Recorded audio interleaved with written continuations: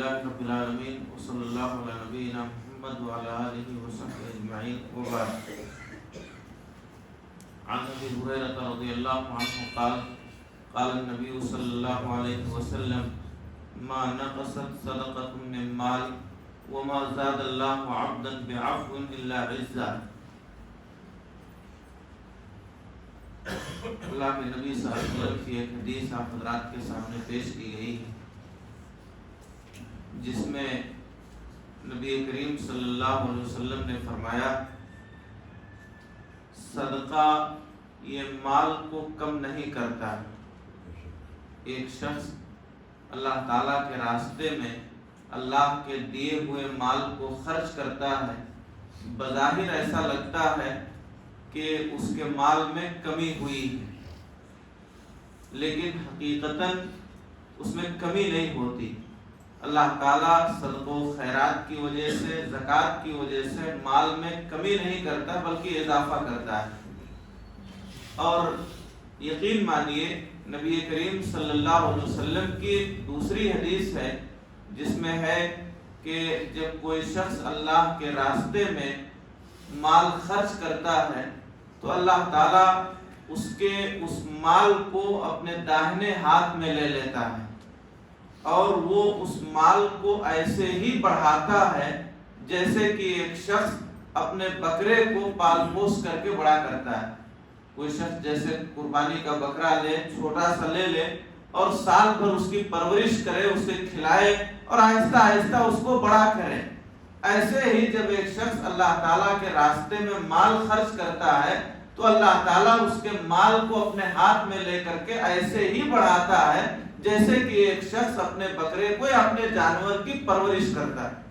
تو جس شخص کے مال کو اللہ تعالیٰ اپنے ہاتھ میں لے کر کے بڑھائے وہ کبھی کم نہیں ہو سکتا.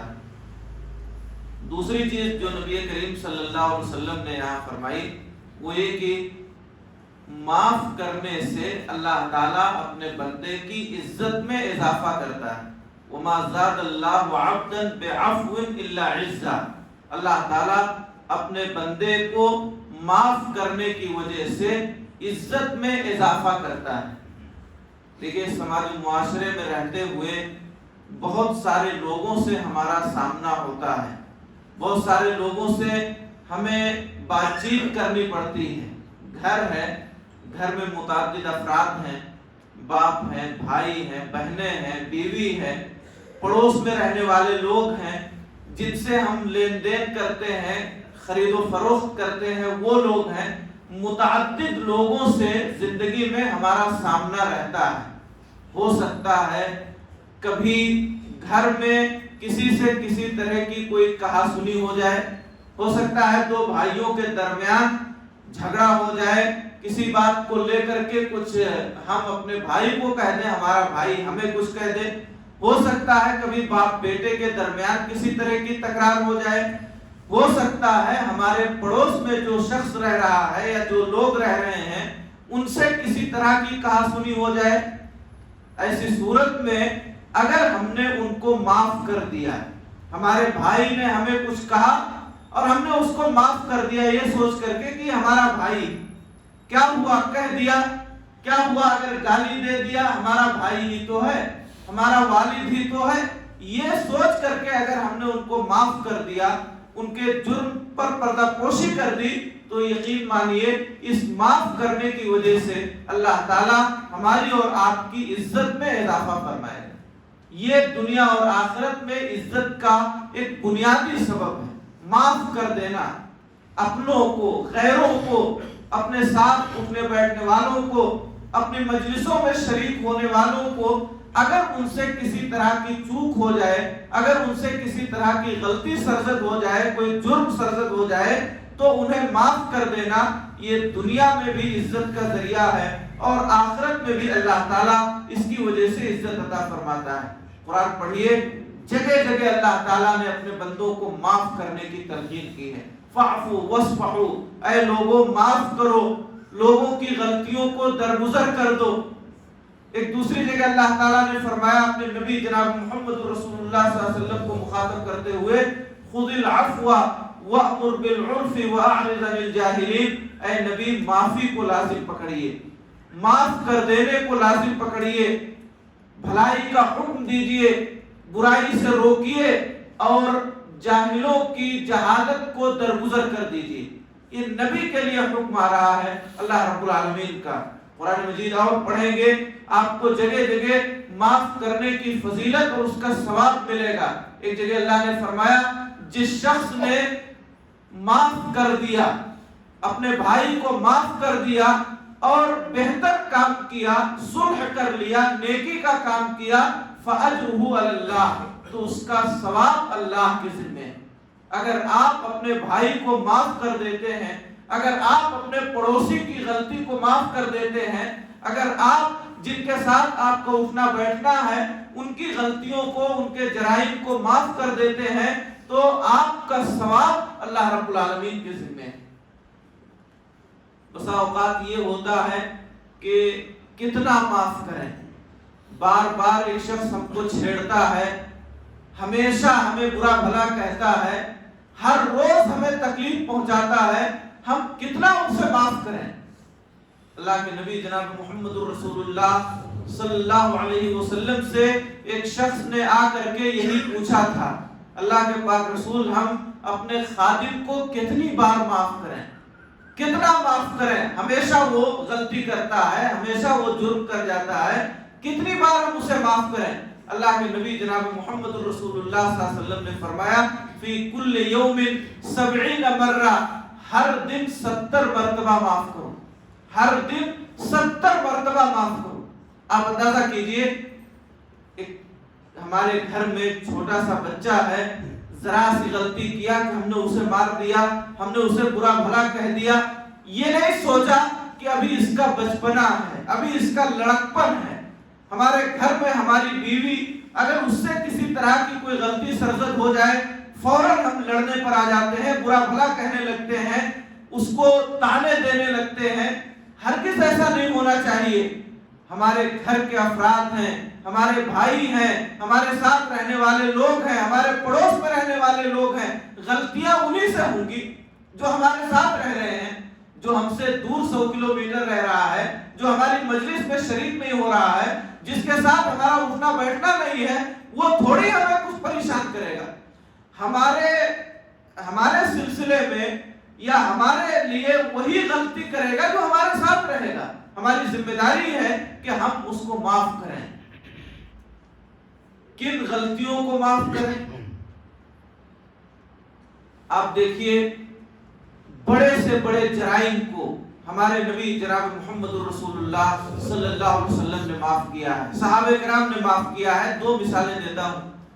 اللہ کے نبی جناب محمد رسول اللہ صلی اللہ علیہ وسلم ایک مرتبہ غزوے سے واپس ہو رہے ہیں، ایک جگہ درخت کے سائے میں لیٹ گئے ہیں، تھوڑی سی نیند آئی ہے، تلوار اپنی ایک درخت میں لٹکا دیا ہے۔ اتفاق ایسا ایک کافر آیا اور اس نے اللہ کے نبی جناب محمد رسول اللہ صلی اللہ علیہ وسلم کو سویا ہوا دیکھ کر کے آپ کی تلوار لے لی اور آپ ہی کی گردن پہ تان دیا۔ نبی صلی اللہ علیہ وسلم کی تلوار نبی ہی کی گردن پہ، کہہ رہا ہے میں یمنعک منی، آپ کو مجھ سے کون بچائے گا، آپ کو مجھ سے کون بچائے؟ کافر، اللہ پر ایمان تو تھا نہیں۔ اللہ کے نبی جناب محمد رسول اللہ صلی اللہ علیہ وسلم نے بڑے اطمینان سے کہا کہ اللہ بچائے گا۔ کامل اعتماد اللہ کی ذات پر تھا، اللہ رب العالمین کا حوالہ دیا کہ ہمیں اللہ بچائے گا۔ اللہ نے بچایا، اس آدمی کے ہاتھ سے تلوار چھوٹ گئی۔ اللہ کے نبی جناب محمد رسول اللہ صلی اللہ علیہ وسلم نے وہ تلوار لیا۔ اب آپ کے ہاتھ میں تلوار ہے اور مارنے والا آپ کے سامنے ہے۔ سوچئے اگر کوئی شخص ہمیں مارنے کے لیے تلوار اٹھائے، ہم پر بندوق تان دے، ہمیں قتل کرنا چاہے، اور اتفاق ایسا کہ اس مارنے والے پر ہم قادر ہو جائیں، ہم اس پر غالب آ جائیں، ہمارا رویہ کیا ہوگا؟ اللہ کے نبی جناب محمد رسول اللہ صلی اللہ علیہ وسلم نے اس شخص کو معاف کر دیا۔ کتنا بڑا جرم ہے! ایک شخص جان لینے کے در پہ ہے، تلوار گردن پہ اٹھا دیا ہے، مارنے والا ہے، جب اسی مجرم شخص پر اللہ کے نبی جناب محمد رسول اللہ صلی اللہ علیہ وسلم قادر ہوئے ہیں تو آپ نے اسے معاف فرما دیا۔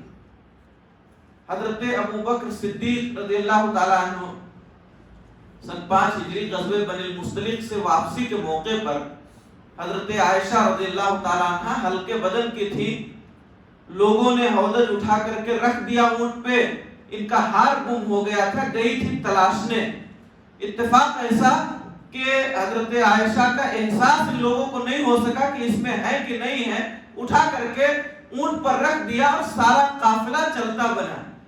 حضرت عائشہ رضی اللہ تعالیٰ عنہ جب تلاش کر کے آئی ہیں تو دیکھتی ہیں کہ قافلہ تو جا چکا ہے، اکیلے راستے میں کھڑی ہو گئی۔